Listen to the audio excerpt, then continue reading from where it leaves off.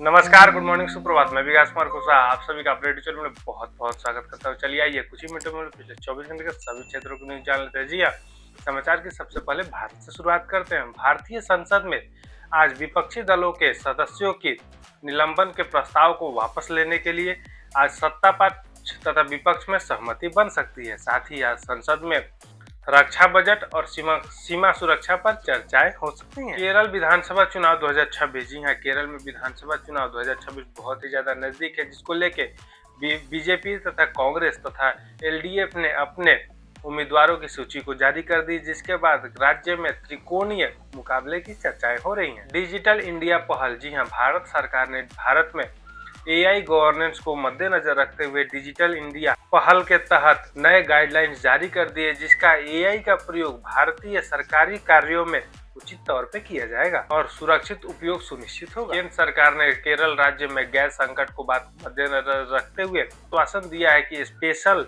Gas टैंकरों के ट्रेनों को रवाना किया जाएगा।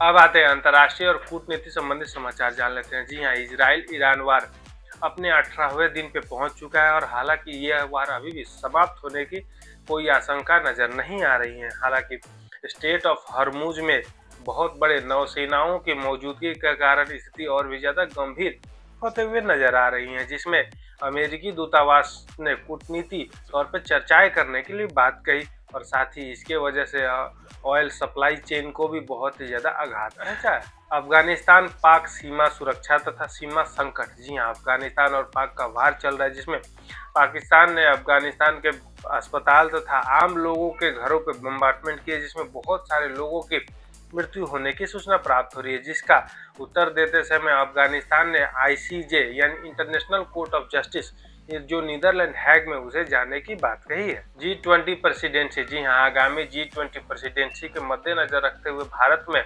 नई दिल्ली में शेर्पाओं का बैठक आयोजित हुआ, जिसमें ऋण संकट और जलवायु परिवर्तन जैसे महत्वपूर्ण बिंदु पर चर्चा हुई। अब आते हैं अर्थव्यवस्था और व्यापार संबंधी चर्चाएं जान लेते हैं। जी हाँ, वर्तमान समय में क्रूड ऑयल के दामों में दिन पर दिन बढ़ोतरी होते हुए नजर आ रही है, जिसमें ईरान यूएस संकट की वजह से और साथ ही हरमुज के जलडमरू में बहुत ज्यादा नौसेनाओं के मौजूदगी के कारण स्थिति और भी ज्यादा बदतर होते हुए नजर आ रही है, जिसमें क्रूड ऑयल वर्तमान समय में $138 प्रति बैरल तक पहुंच चुका है और साथ ही डॉलर भारतीय रुपये के मुकाबले $1.85.20 पैसे तक हो चुका है। Banking sector. जी हाँ, भारतीय रिजर्व बैंक ने बैंकिंग सेक्टर में नया बदलाव करते हुए नए लिक्विडिटी नियम लागू किए हैं, जिसका महत्वपूर्ण कारण है कि वैश्विक स्तर पर अनिश्चितताओं के बावजूद निवेशकों का पैसा सुरक्षित। समय में टाटा मोटर्स और अडानी ग्रुप्स के शेयरों में 2% की बढ़ोतरी आज सुबह देखी गई है। अब आते हैं खेल और मनोरंजन संबंधी समाचार जान लेते हैं। जी हाँ, बीसीसीआई ने नमन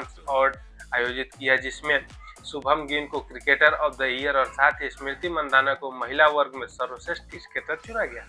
आईपीएल 2026 अपडेट। जी हाँ, केकेआर के हर्षित राणा चोट के वजह से इस टूर्नामेंट से बाहर तथा बहुत बड़े मुकाबले से बाहर हो जाने की वजह से उनके रिप्लेसमेंट के तौर पे एक नए युवा गेंदबाज की बातें पे चर्चा हो रही। प्रमुख सुर्खियां। जी हाँ, सुरक्षित निवेश के मद्देनजर रखते हुए सोने के दामों में ₹800 की बढ़ोतरी नजर आते हैं। मौसम संबंधी समाचार जान लेते हैं। जी हाँ, उत्तर भारत के बहुत सारे राज्यों में आईएमडी ने हीट वेव की सूचना दी है, इसलिए आप सभी अपने घरों में सुरक्षित रहें। भारतीय नौसेना का जलवा। जी हाँ, भारतीय नौसेना ने एंटी पायरेसी ऑपरेशन कर हिंद महासागर में एक और शिप को सुरक्षित बचा लिया। ये रहे पिछले 24 घंटे के सभी क्षेत्रों को महत्वपूर्ण न्यूज। आपसे मिलते हैं कल नए वीडियो में नए समाचारों के साथ। तब तक अपना ध्यान रखिए। नमस्कार, जय हिंद।